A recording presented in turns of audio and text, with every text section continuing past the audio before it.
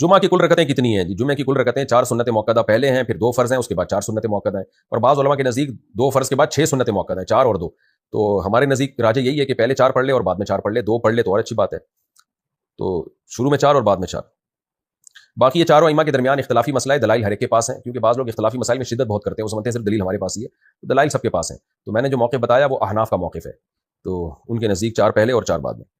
آپ کی ویڈیوز میں آپ نے جو جمعے کی فرض 2 رکعتوں کے بعد کی رکعتیں بتائی ہیں، اگر وہ قرآن و سنت کے مطابق درست ہیں تو پھر ہم 14 رکعتیں پڑھ رہے ہیں.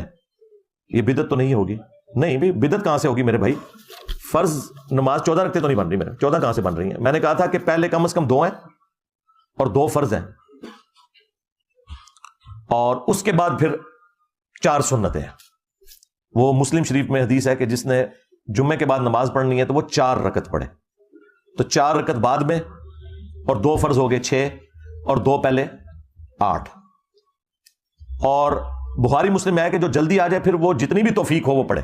وہ 14 کیا آپ 114 پڑھتے رہے، وہ تو کوئی مسئلہ نہیں ہے، لیکن کم از کم رکھتے جو ہیں وہ اتنی ہیں، 2 پہلے ہیں، 2 فرض اور پھر بعد میں 4 سنت ہیں.